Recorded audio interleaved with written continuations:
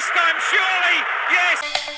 FIFA under twenty বিশ্বকাপের সেমিফাইনালের high voltage লড়াইয়ে কলম্বিয়াকে হারিয়ে ফাইনালে উঠল আর্জেন্টিনা। ম্যাচের শুরু থেকে ছিল তীব্র প্রতিদ্বন্দ্বিতার আভাস, আক্রমণ পাল্টা আক্রমণে জমে উঠেছিল পুরো ম্যাচ। দুই দলই ছিল সমান তালে লড়ে যাওয়ার মানসিকতায়, কেউ কাউকে চার দিচ্ছিল না এক ইঞ্চি। 2007 সালের পর বড় কোনো ট্রফি দেখা না পাওয়া আর্জেন্টিনা জুনিয়র দল যেন আজ মাঠে নেমেছিল জয়ের শপথ নিয়ে। অবশেষে এলো কাঙ্ক্ষিত সেই মুহূর্ত, ম্যাচের 72তম মিনিটে ক্রিস্টিয়ানি মাঝমাঠ থেকে বল নিয়ে দুর্দান্ত গুটিতে ছুটে গিয়ে নিচু করে বাড়িয়ে দেন বক্সে। সেই বল বক্সের ভিতর নিয়ন্ত্রণে নিয়ে অসাধারণ ফিনিশে গোল করেন মাতিয়াস সিলবেলেত্তি, আর সেই গোলে এগিয়ে যায় আর্জেন্টিনা। সিলবেলেত্তি ইন্টার মায়ামিতে লিওনেল মেসির সাথে খেলেন।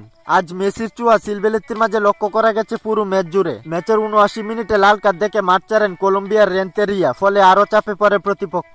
শেষ পর্যন্ত 1-0 গোলের জয় নিয়ে ফাইনালের টিকিট নিশ্চিত করে আর্জেন্টিনা আন্ডার-20 দল। আন্ডার-20 বিশ্বকাপের ফাইনালে আর্জেন্টিনার প্রতিপক্ষ হবে মরক্কো। একজন ফুটবল ফ্যান হিসেবে আপনি কি মনে করেন আর্জেন্টিনা মরক্কোকে হারিয়ে বিশ্বকাপ জয় করতে পারবে? খেলাধুলার গুরুত্বপূর্ণ আপডেট পেতে আমাদের চ্যানেলটি সাবস্ক্রাইব করে পাশেই থাকুন।